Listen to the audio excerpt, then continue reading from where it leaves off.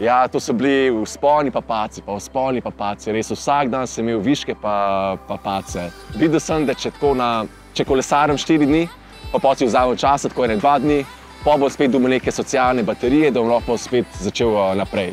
Ampak danes v tem svetu je dosti lahko tako potovanje izvesti, to pa zato, ker glede do motože načeloma nisem nikoli imel problemov, vedno sem imel s sabo telefon, a veš. In pa vedno sem lahko poklical domov, če sem imel probleme, tako da vedno sem imel to opcijo.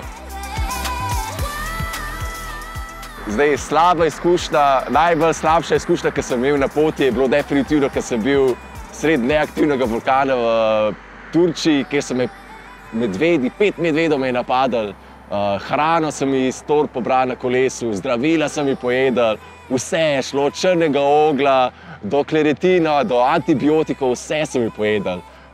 Na srečo pa na koncu se je vse lepo izšlo, ampak to mislim, da je bila kar najtežja preizkušnja, katero sem imel na poti, ampak to zaenkrat je moj highlight od cele poti.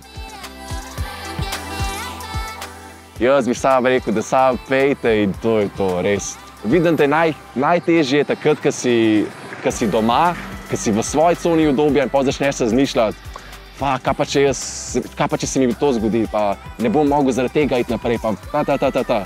Ko si enkrat zunaj, ti je nerealno lahko, res. Zanimivo je, koliko je lahko najti neke rešitve, ko smo znajdeni v neki situaciji. Tako da jaz svetujem res, če imaš neko idejo, kaj bi naredil, pa ni treba, da greš na 1 leto pa 3 mesece potovati, pač sam, da greš nekam v neko tujo mesto sam, za 2 dni, to je že super. Sam, da greš, res. Še enkrat, ko boš enkrat tam, ti bo vse jasno.